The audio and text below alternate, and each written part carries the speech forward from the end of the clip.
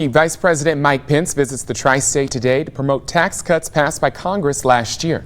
But as Anjanette Lever reports live from downtown, the impact of those changes depends on who you're asking. Anjanette.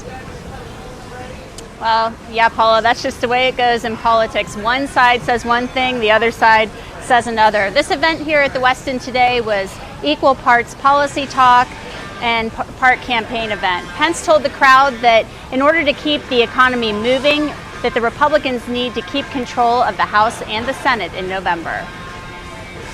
And it is great to be back in the Buckeye State, in the Queen City.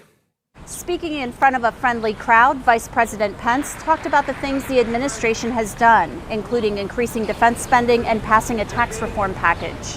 It's been a year and a half of action. It's been a year and a half of results. It's been a year and a half of promises made and promises kept. The vice president said tax reform and other policies have helped the economy, created jobs, and will put an extra $2,500 back in the pockets of the average tri-state family. You look across the area, 16,000 jobs created across this region, nearly 4 million jobs created since Election Day. And it hasn't happened by accident. Pence had some local Republican members of Congress with him, saying he needed them to be reelected in November. But Hamilton County Democratic Party co-chair Connie Pillich said today that the tax cuts only benefited the wealthy. It's not enough to expand my business. And all of us know that everyone who's run a business knows we expand our business when there's a demand.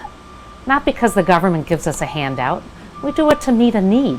But another small business owner disagrees. She says her business has benefited from those cuts. The tax benefit and the idea that we can purchase equipment and have the write-off in the first year is extremely helpful in my business. Now, Vice President Pence also talked about the number of federal judges that the Trump administration has had confirmed in the Senate. He said it's a very large number, and he also talked about the importance of getting Brett Kavanaugh confirmed to the Supreme Court. Those are issues that are usually very important to Republican voters. Reporting live, downtown, Anjanette Levy, Local 12 News. Paula, back to you. All right, thank you, Anjanette. The vice president also attended a private fundraiser for Ohio Attorney General Mike DeWine, who is running for governor against Democrat Richard Cordray, the former director of the Consumer Financial Protection Bureau. The vice president also has a fundraising stop that is planned in Toledo.